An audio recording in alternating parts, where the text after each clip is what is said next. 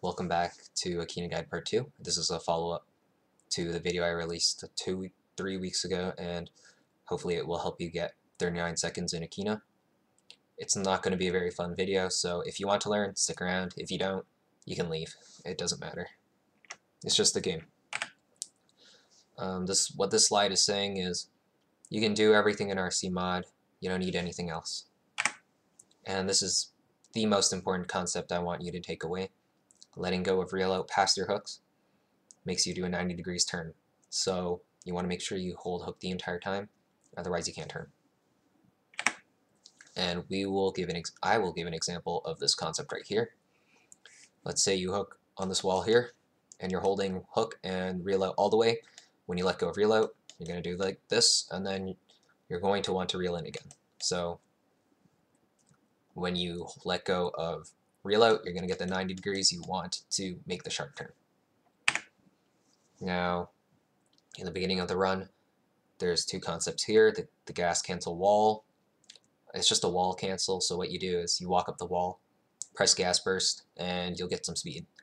Now, the second is the gas cancel, which is you press hook, and right before your hook hits the wall, you gas burst, and you get to retain the speed the gas burst gives you.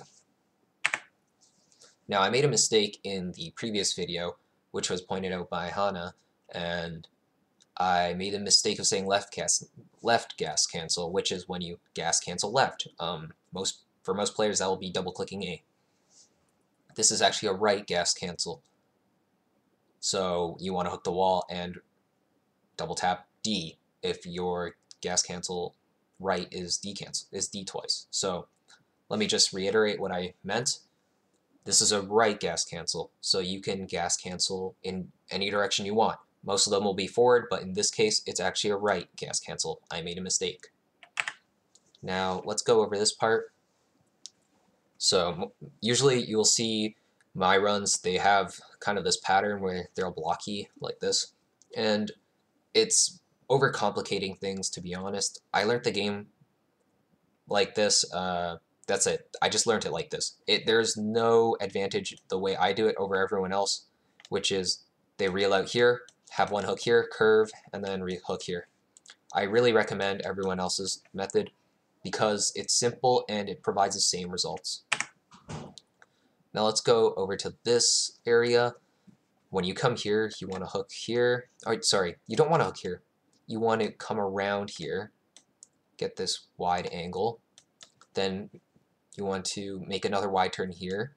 To get wide turns, what do? When you're here, you can hook far away because then, I don't know how to explain it. I don't know any math or anything because I'm dumb, but the further you are from where your hook is, the wider your turn will be. That's simple, and that's why hook placement matters. If you hook closer and your character was here, then it would be from here to wherever your character is, but since it's farther away, it goes wider. Let's say your character's up here and you hook here, then it'll be really short and you could crash into the wall. So let me just reiterate that all one more time because I'm not that great at explaining, but I just want to get the point across. Hook placement matters. When you come here, you want to go around wide, you don't want to crash, so you want to hook further away. Now, this isn't that important, but the small details do matter if you want to get more consistent at it. And another trick I want to give is this pull here. You actually want to get closer to the pole, hold reel out, let go of it so that you make that 90 and then a 90 off this wall. So while it does look like players do this a lot, they go around wide like this, that's alright too, but this is actually more consistent the faster you go.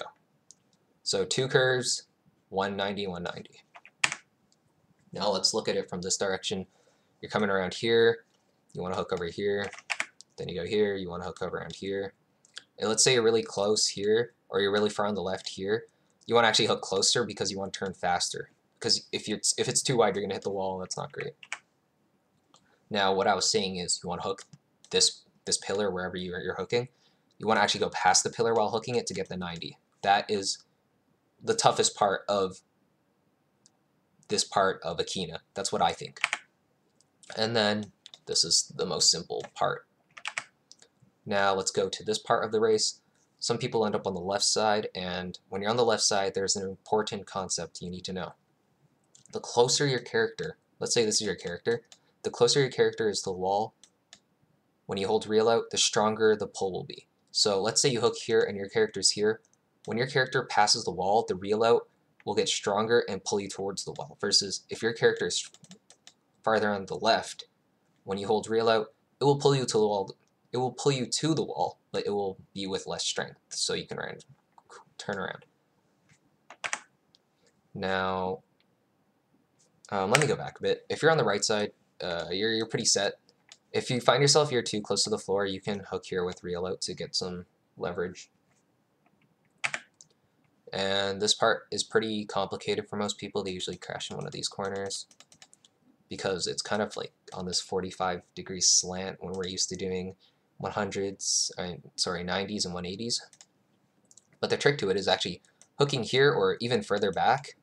So when you pull up and you let go of reel out, you'll do a 90 off of this hook. And while you're doing that, you hook this left side of the wall and you do reel out over here. So you do a 90 and a 90, regardless of what you see.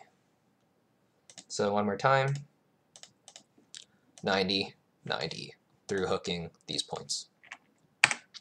Now the hairpin turns.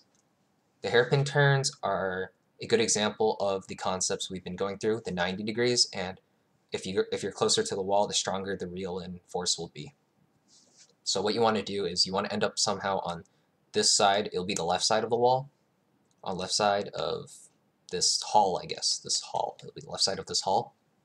You want to end up on the left side because you want to hook back here, so when you reel out, you don't get shoved into the wall. Because if your character is here and you hook here, you're not even going to make it. You're going to crash into the wall. So you want to be on the left side of the wall. You want to hook back here, reel out, let go of reel out, and reel in. The reason you also hook here is because if you hook here and you reel in, you're going to crash into the wall. So the further back you hook. Don't go too far back or else it won't be useful. So you want to apply that concept over and over. Hook here, hook here, hook here, hook here, and then eventually you'll end up on the left side of this hall, so then you can reel out here. And if you remember the concept, you'll be further away from the wall, so the force won't be too strong, but you'll still be going in that direction. Lastly, we got this part over here. It's just a reel in and a reel in. The panels, despite what you may think, they're not random. They have the same order. They appear every time, in the sense that the timing that they move like this is set. But for 39 seconds, it doesn't matter too much. You can just do one of the swirls on the wall and keep going. Ideally, you want to just go straight. Then it's pretty self-explanatory from here. You hook this 90 degrees, 90, go through here. You can figure it out on your own. And a fun fact, you can actually go through this little sliver here. I don't recommend it though. So the core concepts, a gas cancel, hook placement, position for the next turn. I'd also like to add the closer your character is to the wall, the stronger the force will be, and the 90 degrees turns. And that is it. Thank you for watching the video, and glad you made it through the really boring lecture. See ya.